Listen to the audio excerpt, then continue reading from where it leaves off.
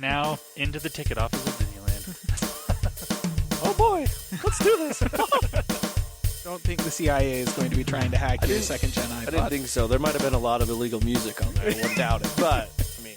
You were supposed to bring death to the flagships, not join them. Google has found a new way to piss me off. iTunes is a constant source of embarrassment. Every time I say it, it's going to suck even more. May I present to you the cat? I am Medela. I can't do it anymore without laughing. I was going to do the whole thing. Welcome, everyone, to the Calling All Platforms podcast. I am your host, Wes, and I'm here with Landon. Hello. Which a young girl called him George Lucas. What was it the other day? True. One of my daughter's friends said I look like George Lucas, which is very strange.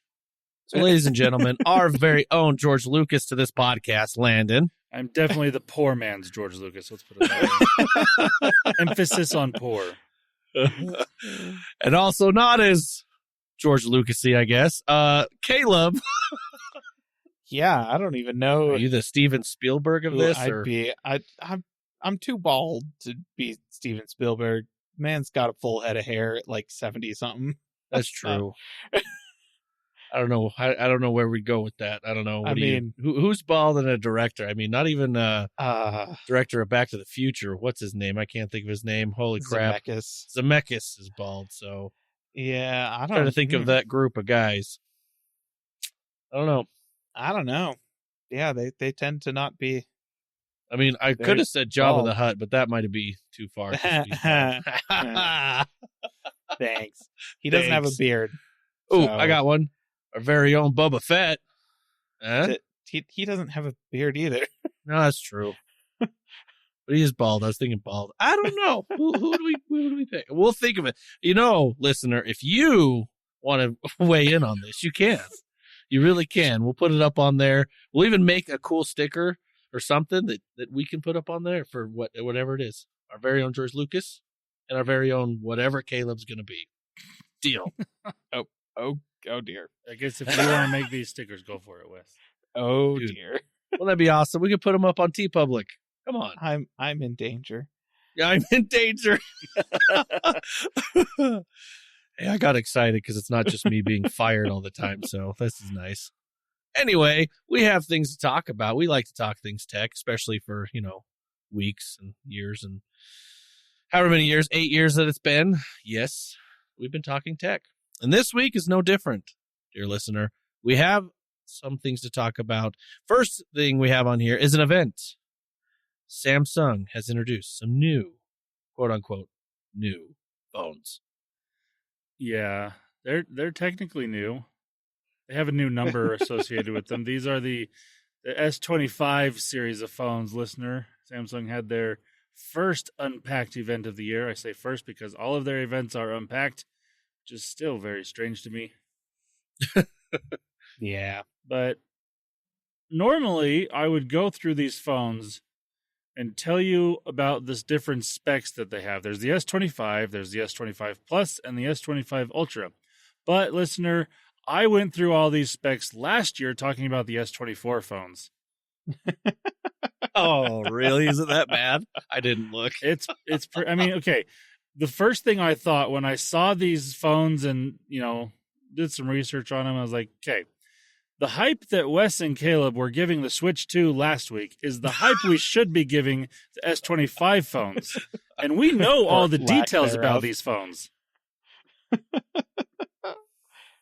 Okay, yeah. Fair. Valid. Because, listener, so I've got pulled up on multiple tabs here the comparison between the S25, the S24, and the Plus, and the two different Pluses and the two different Ultras. The difference between the S25 and the S24, the S25 has 12 gigs of RAM versus 8, and the Snapdragon 8 Elite chip Snapdragon 8 Elite for Galaxy, because they have to have their own version. It matters. And last year's was the Snapdragon 8 Gen 3 for Galaxy. So that's really it. I mean, the batteries are the same. The charging speed's the same. They're both IP68, the same screen size, the same screen, not even a different screen size. Like, yeah. Oh, they're the same. So that's fun. And then the S25 Plus and the S24 Plus is pretty much the same difference there. It's got, actually, no, they both have 12 gigs of RAM. So they're the same. Even fewer differences. Yep. And the biggest difference between any of the phones is the S25 Ultra to the S24 Ultra, because it has, I think, one new camera. Yep. It also has less functionality in the S Pen. Yes, the S Pen does not have Bluetooth LE anymore. So they have less functionality. Yep. But okay, the biggest selling point here: these phones are Qi 2 ready. They're not even Qi 2; they're Qi 2 ready. And the best part about that is Samsung only sells one official magnet case to go with them. So good. That's fun. So when the wireless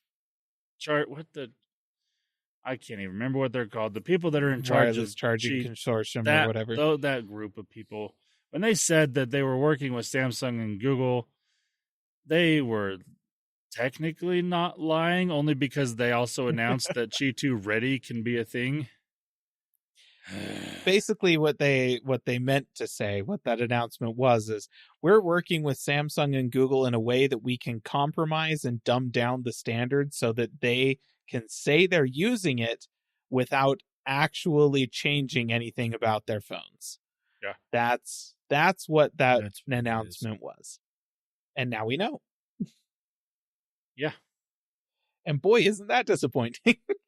Yeah. Now, the one good thing here is the prices did not change. They start at $799 and go up to, I think the Ultra starts at either $11.99 or $10.99. I can't remember exactly, but prices year to year did not change. But if you are in the market for a new Samsung phone, I would probably say go buy the S24 phone, whichever version you want, but get last year's model, because it's going to save you probably $300 to $400. Yeah. And you're going to be getting the same experience. Now, you won't Basically get one less year of updates, but you're getting 6 years of updates versus 7. If you have the phone for 6 years, good on you. And what about all of the amazing AI features that they talked about in this event? Will you be getting all of those? Because we all know, Apple especially knows, how effective making a phone with no updates and then marketing the entire thing based off of AI is at selling phones.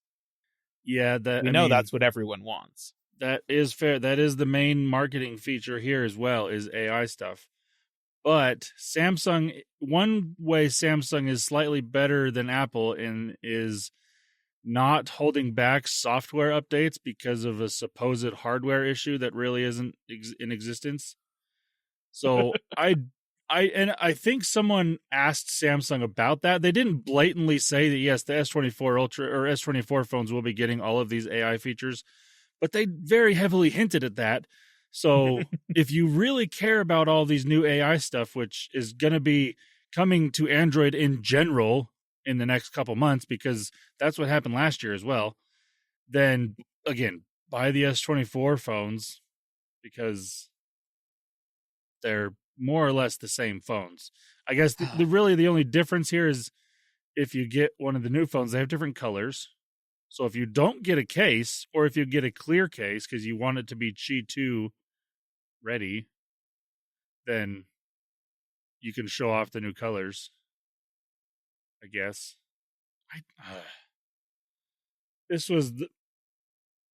I don't get it. Yeah. I mean, it's been this way for Samsung and the iPhone for the last about 4 years, where it's just very minor updates But this is by far the most minor update that we've seen this far. It's just getting worse year over year. Yeah. And to an extent, I don't necessarily, well, I can't say I don't blame Samsung, but I understand kind of, because there's only, I can't really, I don't even know if I can say this realistically. I would say there's only so much you can do hardware wise nowadays, which is kind of true, but at the same time, you could do something. Yeah, here's my thing. This is both Apple and Samsung are probably like the poster boys of this phenomenon at the moment. Yeah. But basically everybody making smartphones at scale is guilty of this. Yeah. So that includes Google, that includes all the Chinese companies, that includes, even companies like Motorola and whatnot, where the phones that they're making are designed to just hit a basic checklist. And they are not putting any actual money into research and development because that costs money. Right. Like I Yeah. feel like there's not anybody actually trying to do anything new, even to the extent where Samsung's last couple of years of foldables have felt like just a rehashed, extremely incremental upgrade from the Yeah. previous year. And I'm like, I'm sorry, this was supposed to be the big new innovation in this space. You're not doing anything with it, right? Like, it's not changing at all. We're seeing more innovative stuff happening in the laptop space, which that's a form factor that's been around for decades longer than the modern smartphone. Yeah. And yet we're still seeing companies do new and interesting things there.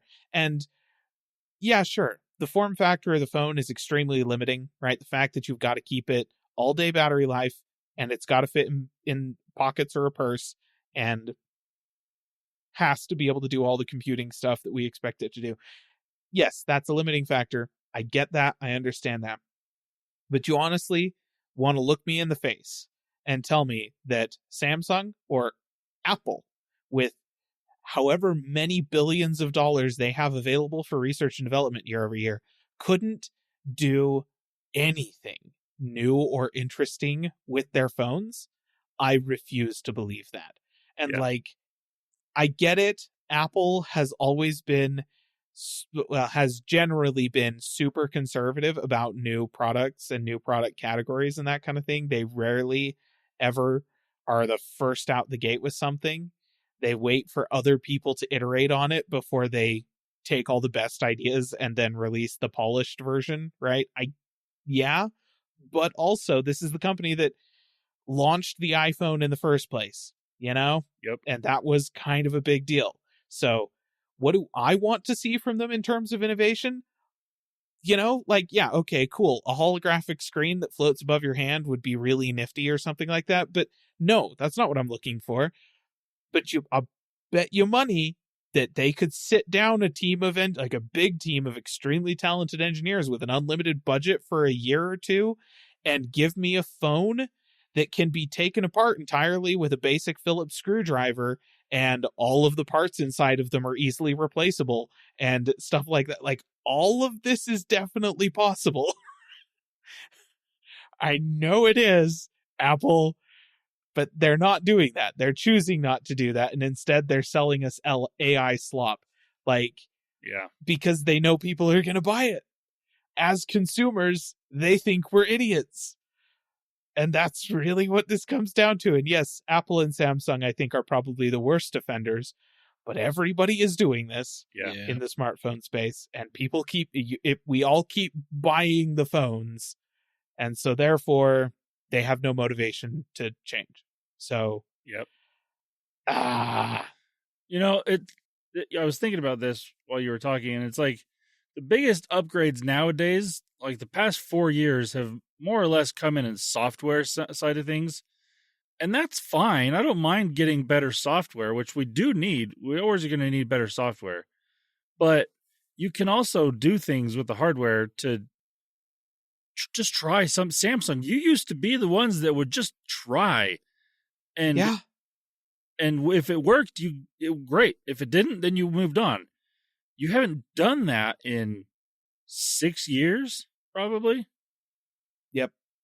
Like, and the other problem is, like, Apple moved away from doing S versions of phones. Well, in the naming, at least, they've moved away from the naming of S versions of phone. They haven't moved away from making an S version of a phone, which is what the 25 series of phones is, and what the 13, 14, and 15 phones have been for we're iPhone. on like the SSS version of this design at this point. Holy crap. Yeah.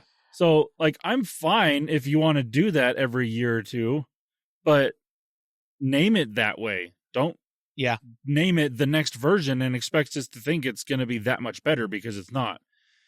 And I can't remember where I heard this. I heard on another podcast, someone going over the idea is like, okay, have we reached the point in the smartphone realm where, one, we either don't need the yearly updates, which I kind of am fine if we don't have the yearly updates, or two, it's kind of how it is with cars, where there will be a model change 1 year, and then the next couple years they are iterative updates, but it's still that version of the car. It's not, it's not announced as a new car. It's like, okay, they put in a nicer filter here or a tweak here, something like that, and it's just the same body style, same model of the car.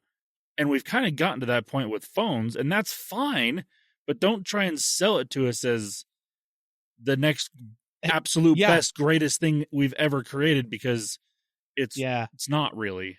Like if I go into a dealership and somebody finds out that, if like it's 2025, if I bought a 2024 Tahoe last year and I walked into a Chevy dealership today, the salesman would not try and sell me a 2025 Tahoe.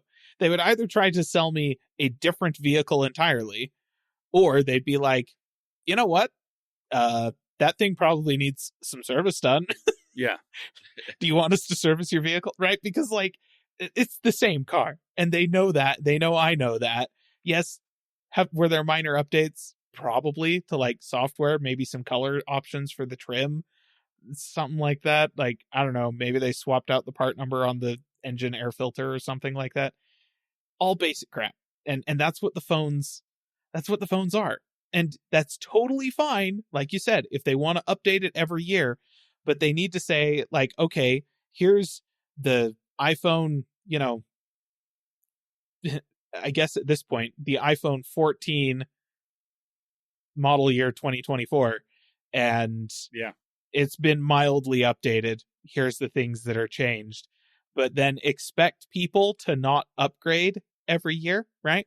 We should be on a 3 to 4, maybe even 5-year upgrade cadence, if that's how they want to build phones. Yep. So otherwise, you guys, they need to just be doing something that's, like, honestly, build a kickstand into the back of the phone. I don't know. Like, just do something. Put the USB port on the top for no reason, just to see if it's better. Like, do stupid random crap. Do something. Do anything. I feel like the kid poking a dead animal with a stick. Do something. Do something. Yeah. Do it. That's the entire smartphone market right now. Yeah, and at the same time, it's like, if we do go to that route, we don't need these hour-plus long events. This very easily could have been a blog post or update the website. Be like, hey, look, there's a new version of the phone. It's got new colors. And if that's how you want to change to say, yeah, this is the new year model, it's got new colors. Cars do that all the time. It's like the 2025 version has a different color than the 2024. Okay, what do you do? That's how you can tell you got the slightly different version. Because, I mean, that's really all Samsung did, but they didn't need to have an hour and 15-minute long event talking about that. Yeah, 100%. What was actually probably the funniest thing about this whole situation to me is that literally the day before this Samsung event, I was fed up on YouTube. The algorithm fed me a Samsung ad, like pre-roll ad onto a video I was watching, that was making fun of the fact that Apple phones have not been changing much year over year. It was the whole, like, a whole bunch of people standing outside of a quote unquote, like, in unidentifiable tech store, but Yeah. it's obviously an Apple store. And their dude at the front is holding a phone box. And it's just like, what's different this year?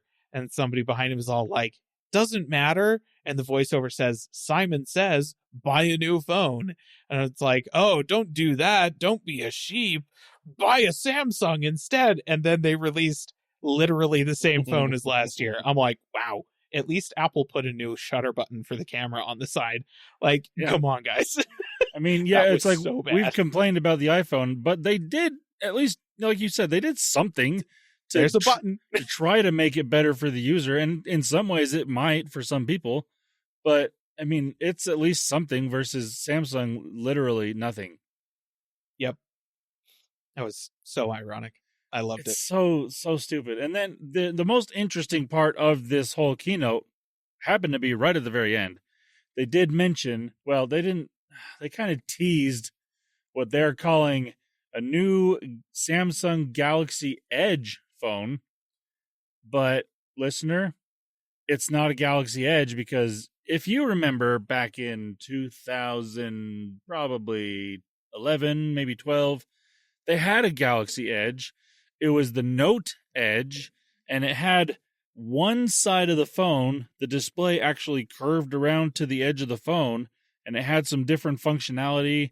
And it was something that like I said, Samsung used to It throw was crap at the different. wall just to see if it would work. That's one of the Yeah. things that actually stuck. The next year they came out with a phone that both sides of the phone wrapped around to the edge of the phone, and it looked really cool. It was very unique. Nobody else really did that type of, like, not bendable, but like rolling screen, you know. Yeah. Not, at least not to the extent Samsung did, that's for sure. And it was cool. But this is not that phone. This is what we were assuming was going to be called the S25 Slim, because that's what it is. It's an S25 phone, but skinnier, because Yeah. everyone wants a thinner phone, right? Well, because that's what Apple is rumored to be releasing, is a skinnier iPhone. Instead of the Plus next year, listener, Yeah. we're expecting to get the iPhone and the iPhone Air, and then the iPhone Pro. Yep. So that's dumb. It's the dumbest thing ever. I've ever. It's, oh man. And here's the thing: the rumors say it's going to be Apple's thinnest device ever, and I'm like, oh, good, thinner than the extra thin iPad Pros that have been selling like butt. Yeah. Wow, good job, Apple. Yeah. Because the issue there was that they weren't thin enough. Yeah. What? And then Apple is over, or Samsung is over here copying all of their homework, right? Like, oh, they didn't update their phones at all, so let's not update our phones. And they're trying to sell everything based off of the inclusion of AI, so I guess let's just focus on AI being the only selling point of these phones. Oh, they're rumored to be making an extra thin one. Galaxy Edge. Freaking. Yeah. I hate the smartphone market right now. Yeah. And like that It one, makes me so sad. that one we don't have any details on. They did show it at the event, kind of. Like, people could go look at it, but they couldn't touch it, couldn't play around with it. Mm-hmm. But the rumored specs on it are a smaller 3,900 milliamp hour battery. The S24 or S25 has a 4,000 milliamp hour battery. So this is going to have a smaller battery, because obviously it's thinner. It's going to have a smaller battery and a worse camera. It will have two cameras, but that's also a downgrade, because the S25 has three cameras. So if they don't make this cheaper than the S25, that's just awful. And I could see them making it at least the same or slightly more, because the technology to make it so thin was so much more expensive. That's what Apple's going to do, and it's going to be stupid, and I'm going to call them out on their crap for that too. But if Samsung does it as well, if you want a stupidly thin phone for some reason, and you want to lower the specs, don't make it expensive too, because that's it's not going to. I really hope these phones don't sell because, again, nobody I know is asking for a thinner phone. Everybody I know is asking for more battery life. And this is not the way to do Here's that. the thing. Even if you're not asking for more battery life, you don't want a thinner phone. Listener, No. I don't know if you were paying attention. If this is a couple years ago, when Apple made their, at the time, thinnest phone that was also kind of big, the iPhone 6. Anyone remember the iPhone 6? Yep. How you could stick that in your back pocket and sit on it and it would fold in half? Mm-hmm. That was not a foldable phone. It was not supposed to be a foldable phone. Not supposed to do that, but it did. Mm-hmm. And no. We don't want thinner phones. Nobody wants a thinner, weaker, less robust phone. Nobody's asking for that. That is not, nobody wants a lighter phone. Anybody who is asking for a phone that weighs less than their current phone doesn't want a thinner phone. They want a one-handable phone with a smaller screen. Apple, they want the mini. Actually, Samsung, you want me to buy a phone? Make a mini. Make a Galaxy Mini. I will buy one. I will ditch Apple and buy a Samsung phone if you give me that form factor. That's what people asked for. And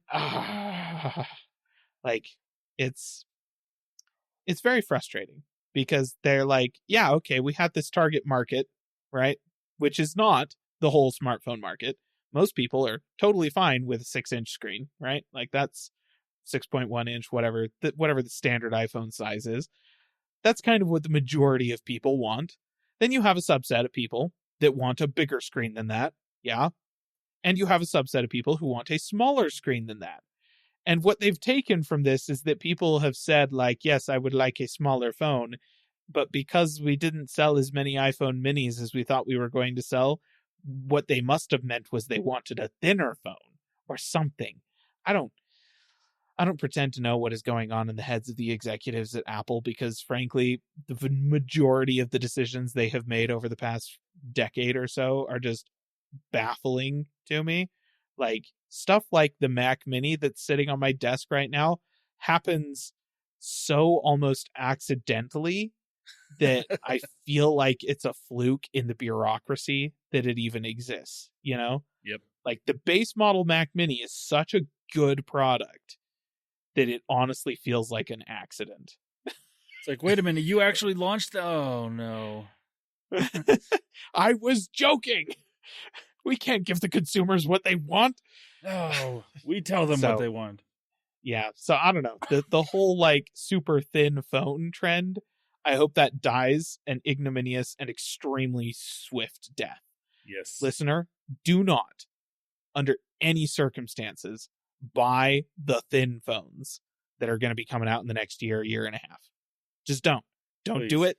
Don't encourage them. In fact, go out this year and buy the thickest phone you can find. It's going to be probably Energizer branded or something like that. It'll have like it'll be a giant battery bank with a phone on the front of it, essentially. Buy that.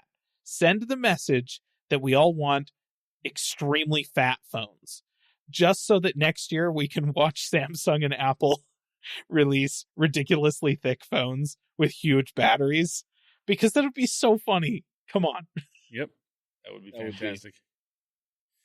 The other last little thing that was slightly hinted at was at the end of the thing, they showed on the screen some different things that they're working on that included the Android XR headset that Samsung and Google are working together on. It didn't actually show a real version of the headset. It was like a blueprint type style headset and some glasses and the folding phones, but also a tri-folding phone, which has been rumored for Samsung for a few months now. So it does show that they are at least working on something to compete with Huawei.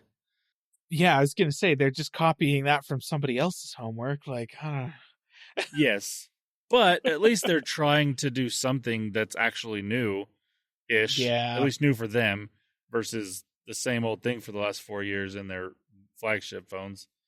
So that was actually interesting. The little hints and teaser type things that they mentioned, other than the stupid Edge phone. It's not an Edge phone. But yeah, that was the Samsung Unpacked event for January. It's last year's phones, new colors. Sick. Dang. Well, You know what? I just had a realization. The smartphone industry has turned into the graphing calculator industry. That's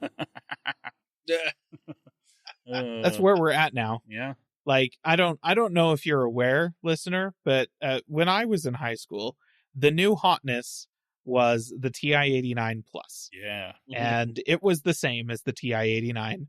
And, you know, they had the TI-85 and the TI-84 and 83 and stuff like that. You know, different levels of functionality built into these Texas Instruments graphing calculators. And I was like, you know, this is technology that is fundamentally like 1 million years old. And so I was like, yeah, I'm going to just Google that real quick and look. And yeah, it turns out that the new hotness is currently the TI Nspire, which is a TI-89. Yep. Except it's got a little QWERTY keyboard on the bottom so that you can type in like variable names and stuff faster. Oh, it's a BlackBerry version. Basically, yeah. They're still selling a TI-84. That's still a thing that exists. Oh, wow. There's scientific calculators. They look basically exactly the same. Like, this is just a new coat of polish on the exact same calculators that they have been selling for going on probably 30 years at this point. So that's the smartphone industry. That's the direction we're cruising there. And I guess that is what it is. But at least, you know what? At least the TI-89 Plus had an IR blaster on it, so you could use it as a TV remote. Yep. Like, which teachers absolutely smartphones hated. can't even do that. Oh no, they really did not like that. so much fun.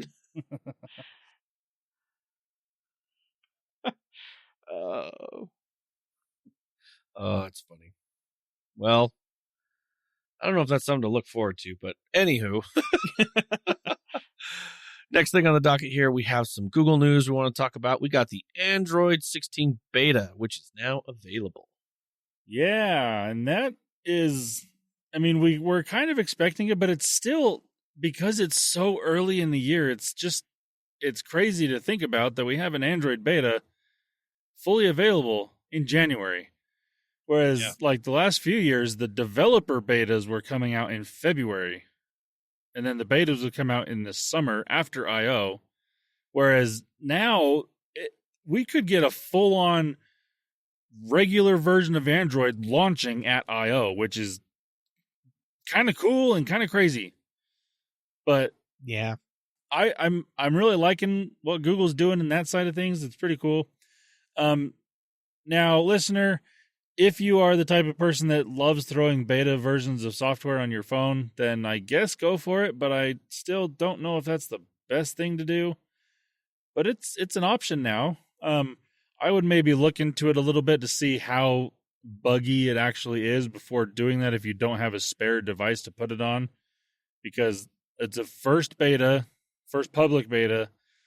There's going to be bugs, and it could be big bugs, so just be aware of that.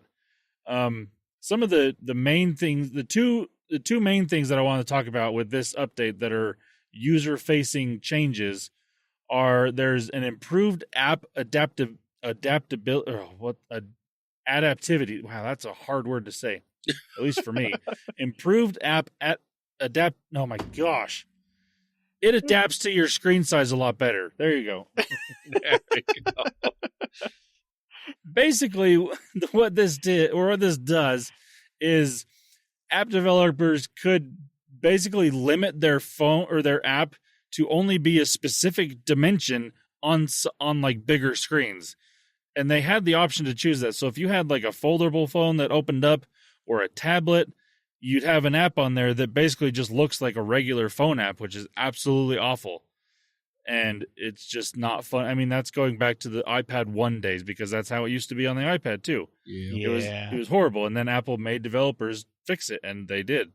now Google is finally making developers kind of fix it in a way, because they can't opt out of this feature at the moment, from what I understand. So it basically takes an app and stretches it out to fit on the display and makes it look better. It's still not going to be as good as it could be if the developer were to actually, develop it to fit on a bigger screen.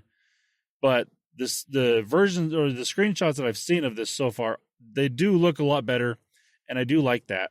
So that's one of the things. And then the other feature that is definitely copying Apple, but it's a thing from Apple that I'm like, hey, that's actually smart to copy. Android is calling it live updates. What it is on iOS is live activities. Basically what this is, like, if you're on your home screen where the dynamic island is, it shows different things. Like if you have, say you ordered something online, or like ordered some food from Pizza Hut or whatever, it'll give you a little live tracker up at the top of your screen and the dynamic island of if your pizza's ready or if it's being delivered. And same thing on the home screen or on the lock screen, it'll give you that little live update. I really like that. I don't have the dynamic island on my phone. I don't have that new of a phone, but I do have the live activities on my lock screen, and I do like that. It's a really cool feature. The main thing I use it for actually is the local hockey team. Their in-house app that they have actually has live activities. So when the games are on, if I'm not watching it, I can look at the score, see what's going on right on my lock screen. Really cool. ESPN also does stuff like that. So there's different apps that take advantage of this. But now Google is bringing that to Android in what they're calling live updates. And it does also have the dynamic island type thing at the top of the screen where, no Android phone has a dynamic island that they call it, but they do have the hole punch cutout usually right there, or hole punch camera right there in the center of the phone. And it'll just kind of do the same thing that live activity does. And it also works on the lock screen. Those are the two user-facing things that most people are going to notice. There's other things in the background, obviously, but most of those are developer-type things that you're not going to really notice for the most part. There's some little camera improvements, little video-type things that, again, most people aren't going to really notice. But that's what's there in this beta version of Android 16. So like I said, if you don't care about your phone working on a regular basis, go ahead and install it. If you do, probably wait. But that is now available for the public to test out if they really want to. Yeah. I am not going to do that. Oh, come on, Wes. I am not going to do that. But enjoy, listener, if you want to do that. All right. Next thing here, we have some general tech news. We're going to talk about the RTX 5090 launch. Yeah, so the GeForce RTX 5090, NVIDIA's latest hotness, has launched. This past week, the review embargo for the Founders Edition card lifted, and then the day after that, all of the third-party board partner cards. Things to note: the Founders Edition is a 2-slot card, which they're managing to pull off in terms of cooling, because the board for it is so. A few years ago, NVIDIA started with their Founders Edition cards doing blow-through fans, right? Where the board was shorter than the length of the actual cooler itself, because fins would overhang the end of the board on the graphics card, so the fan could blow air all the way through it, which improves the efficiency of the airflow pattern, which means that heat is removed better and it cools better and stuff like that. And that was cool. It allowed them to make slightly thinner cards. This has 2 blow-through fans on it, meaning that the board is actually just the width of the space between the 2 fans on the RTX 5090. So they were able to keep it down to 2 slots instead of 3 slots, or almost 4 slots, which is what the last one, the 4090 was. That was big. So that's pretty neat. They did some cool engineering with that for sure. The add-in board partner cards, by comparison, do tend to be quite a bit thicker, though it looks like they also tend to run quite a bit cooler. So NVIDIA is definitely pushing it a little bit with this dual slot configuration, but that means it's going to fit into a lot more cases. So, okay, kind of cool. The long and short of all of the reviews is that in general, this card is about 30% faster than the RTX 4090, not like 3 times faster like they said it was going to be, because they were basing that number off of the magic number that they got from their new version of DLSS that allows multi-frame generation via AI, whereas the AI frame generation tech on the 4090 can only generate 1 AI frame per actual frame. The 5090 can generate 3 AI frames per actual frame.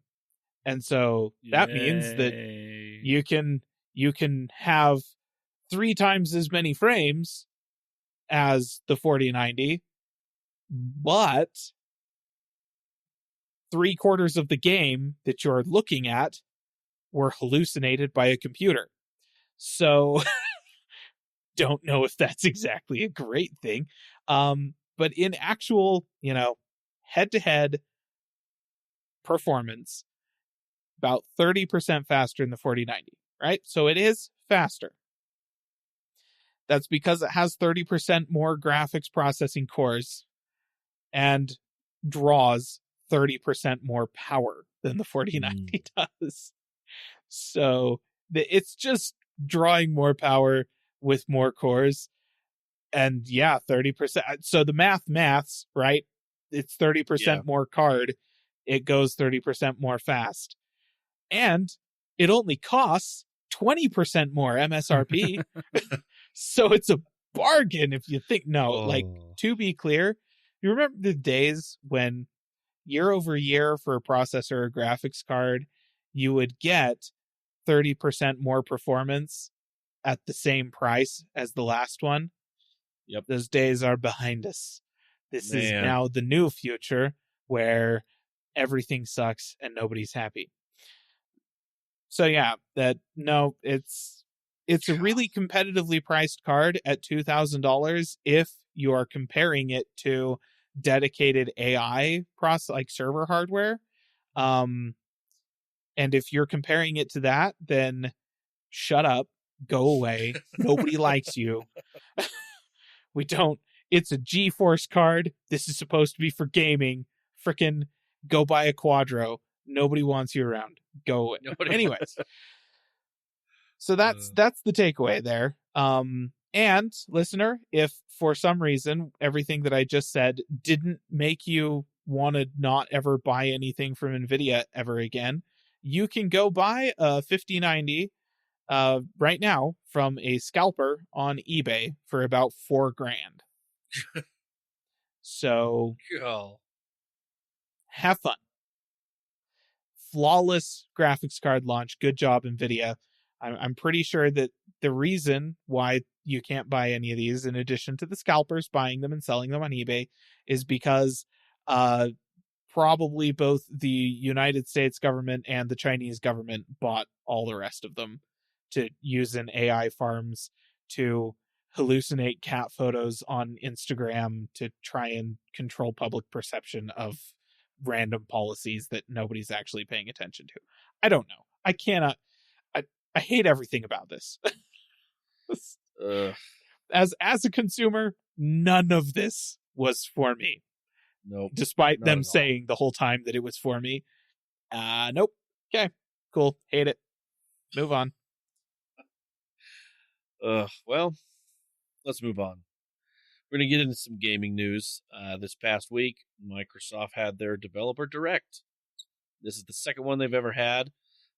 This one, usually the one they had last year, kind of was more like all of, company they bought. Bethesda. Oh my gosh, that took me, sorry. Lost that word for a second. When they bought Bethesda, it was a lot of Bethesda games and Shadow Drops. This one was a little more spread out. So let's go ahead and talk about the Shadow Drop that came out. Those of you that are excited about Ninja Gaiden, they remastered Ninja Gaiden 2 and is available on Game Pass. The Shadow Drop. Yeah. That came out how many years ago? Oh. It was like quite a few. Back in the 13 years ago. There it is. Yeah. Xbox 360. And then they announced that Ninja Gaiden 4 is coming out. They're working Good. with this publisher. I had it written right here, but now I don't. Publisher, they worked with them to get this going on there for Game Pass. So. Yeah, good. We needed more. We needed the Dark Souls generation to remember what hard games were before Yes. Dark Souls. Like it wasn't always just incredibly punishing health bars and bosses that required both patience and strategy and stuff like that over extended periods of time. It used to be just, how good are your reflexes, man? Yeah. Oh, they suck? Sorry. You're never going to make it past the first level of this. They said that, it's crazy. So, with the new game that's coming out, they also announced Team Ninja from Platinum Games. That's who it is. I did have it written down here. They did say in the fall of 2025 for Ninja Gaiden 4 should be coming to Game Pass on their day one, which was the secret game that they were hinting at. So, Yeah. those of you Ninja Gaiden fans, and I guess early Elden Ring. Yeah. Listen, if you think you've been having a hard time with Elden Ring, at least with Elden Ring, you can learn, right? Like my experience with Ninja Gaiden is that there's nothing, like there's no learned skill there. If your hand-eye coordination isn't good enough, you're just not gonna get it. Or like if the latency of your TV is too slow, then sorry, you're just SOL. Like you can't play this game. So that's funny. yeah, like it's, and I mean, I guess I'm not paying it. I don't, generally speaking, pay attention to games that are just hard as nails for no reason other than being hard as nails, which is kind of what Ninja Gaiden is. Yeah. So I don't know if there are other games out there like that right now. My impression is that most of them have a difficulty slider that you can turn down if you want to actually finish the game. And so it'll be interesting to kind of see how that performs in this modern era of gaming. Yeah, we'll see how it comes. The next studio that they wanted to highlight was Compulsion Games. This is actually one of the 6 studios they bought before Activision back in 2018. This game that they were making and that wanted to highlight there was the South of Midnight game. This is that American Deep South adventure game, kind of that handcrafted art style. They showed off a trailer and also announced that it's coming out on April 8th this year, 2025. Coming to obviously Xbox and everything on their Xbox Game Pass like that. So yeah, pretty awesome. The next one they had talked about was Expedition 33. This one it's an RPG turn-based, kind of a fantasy. It's set in the fantasy version of the late 19th century France. Thought this was kind of interesting. It's that one where if you turn 33, then you die. Like there's a number 33, and then only people, and they're trying. There's only like select people that are 33 to go fight this whatever this power is, but this power keeps changing the number of, if you're 34 or 33, then you die type thing. And so it's kind of a inspired by like Final Fantasy games, very Japanese games like that. So that'll be released on April 24th of 2025 this year. And then, of course, last but not least, id Software with Doom: The Dark Ages. Got to go in there and see all of id Software, what they were talking about. This one's probably the one that mostly spoke to me out of all the games. Just because play me. It really just That's what it like said. that. I guess the most excitement. I've played pretty much every Doom game on there, but this one they did talk about. So Doom Eternal was kind of that really fast jump and shoot, all this just super fast. They said this one is actually going to be more return to form, where you're just a tank and you're just destroying things. It's not really fast, but you're going to be killing stuff with a shield chainsaw. Yeah. and a flail, kind of medieval. I And so it'll will be say, interesting. like the chain mace grappling hook type thing with the chainsaw shield and all that really speaks to me at like a fundamental level. The requirement that it can only be played on hardware that supports ray tracing speaks to me less, I must say. Yeah, true. Not That is as true. big a fan of that one. They said that this one is a prequel to the actual Doom 2016 reboot, is what this is. So you kind of, which is a sequel to Doom 64? Oh, geez.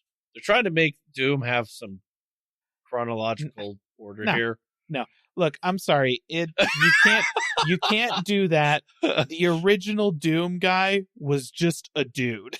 Yeah. Right? Dude. Like, I appreciate that it's become more than that, and the modern version of Doom guy is great, and I love that, like, whole basically he's just too angry to die aesthetic is great. I love it. But don't try and retroactively make the original Doom guy into that, because that was just an Earth dude who got stuck in a bad place with some guns. I mean, he just kept ripping and tearing, and now he's the Doom Slayer. So sure. And that one, Doom: The Dark Ages, is going to be released later this year on May 15th, 2025. Xbox Series X and S, the Xbox app for PC, Game Pass, Steam, and Sony PlayStation 5. So that's what they talked about. They each had their own video where they went and saw the studios and they talked about the games. And if you're interested in those, I would suggest go check them out. Might really enjoy them. I the only one I actually really watched was the Doom one, because it's like, okay, I like to see what id's doing, and why not? So, and that's what's happening there. So a lot of, I would say these are a lot of high profile games coming at the beginning of this year of 2025 for Xbox. So, and let's be real, for PC and PlayStation for some of these. So cool. Got those. And that's what I wanted to mention there. There's not really anything else in the gaming world, because, I mean, I think everyone's getting ready for not E3 now. Yeah. It's coming for later in the year. And actually, I believe there was supposed to be a PlayStation Direct and then Nintendo, or a PlayStation, what do they call them? State of Plays? Yeah, State of Play. And then, obviously, Nintendo, they said April 1st or 2nd, or that first week of April sometime, they're going to do their Switch announcement, which I'm sure there's going to be so many games for that thing that are coming out. I mean, they always do. They have probably it'll be all of Mario. the Switch games. You know, they'll be like, oh yeah, everything on Switch you can play on Switch too, because it's the same console. Yeah, that Landon might be buying. So I mean, that's what it takes, which is cool. Then we can then finally do a video that has all of us together playing, and we put it on YouTube. Play something. Who knows? Play It'll something. come to that Switch too. I mean, we technically could have been doing that the whole time. I've got a computer. It's a Mac though, so it plays games. Does maybe not it, the games though? you want to play, but the games I want to play, it probably would be fine. We could load an emulator up. I'm onto sorry it you don't and- want to stream Solitaire or whatever. You know, one of these days, what we ought to do Let's is do a get in our Minesweeper stream. our Minecraft server and highlight the soccer stadium you built with a mobile phone version. Yeah, with his phone. That's With his the phone. impressive part. That's the thing. I want you to remember, he built this all on his phone, not with the controller. Nope. I use touchscreen This controls is the whole time. touchscreen controls. I'm just saying that we ought to It's throw up on the YouTube. It's like trying to play a game whilst wrestling an oiled up pig. Also, not in That's what creative touchscreen mode. controls It was are. like No, I had in to survival mode, like peaceful survival mode, but still Yeah, survival. Still, I had to go and find all the stuff to make that stadium. exactly. It's impressive. And all while, I had no idea it was there. Yeah, it's So just this recently- ginormous floating building in the middle of nowhere. It was just funny because I was like, I would hop on there and I just Just never I don't walked in that I direction. never walked in that direction. And then finally he's like, oh yeah, you haven't seen this? Was showing me, and I'm like, wait, where is this? And I went over, and sure enough, there it was. Crazy. Maybe we'll do that.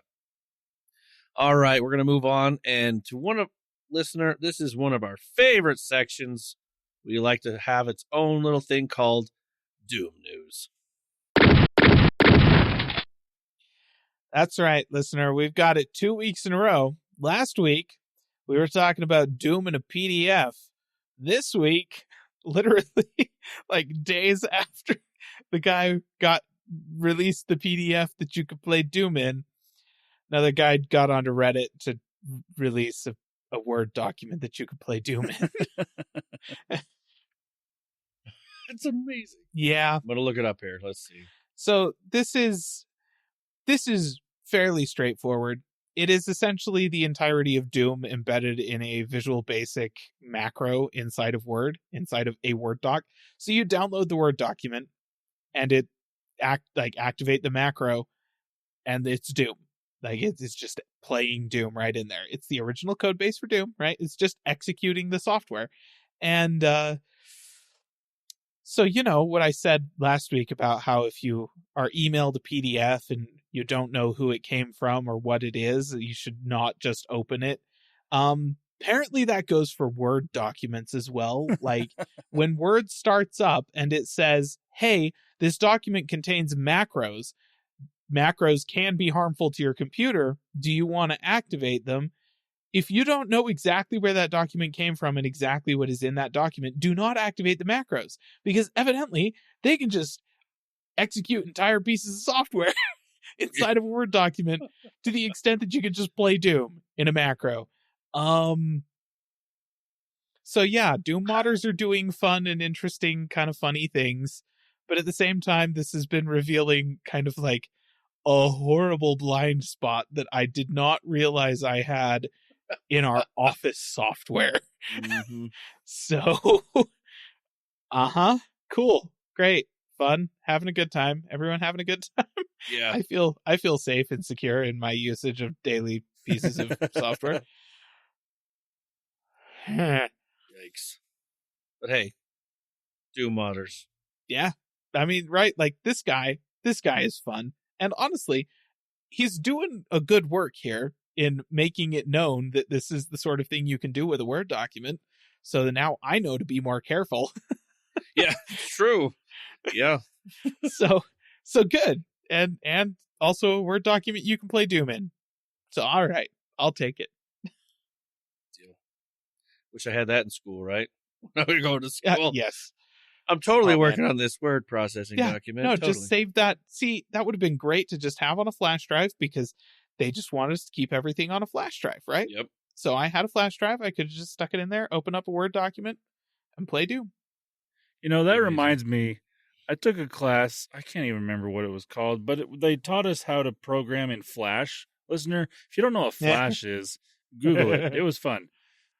But they taught us that, and I, you know, being the person that I am, I did all the assignments relatively quickly because it wasn't that difficult to do. And in the meantime, I made my own version of the Snake game inside of Flash and saved it on a flash drive. And so anytime I got done with the assignment with 20 minutes left of class, I would just open up the Snake game and start playing that. And my teacher didn't care because I got the assignment done. So Yeah. great. Heck yeah. Now you can do that with a Word document in Doom. Yeah. I mean, we're not condoning downloading this Word document and carrying it around or sticking it in your, what are they? I don't know, box or Google Drive or whatever your school uses for cloud storage for your homework, because I assume they don't have you carry flash drives around anymore. Please don't. Yeah, seriously. But, you know, yeah, just save that in there and then open it up on the computers in your computer lab at school and play Doom during class. Like, don't do that. That's a terrible thing you should 100% not do. I'm not going to say, I'm not going to tell you to do it, but I'm also not going to tell you to not do not it. going to say not to do it.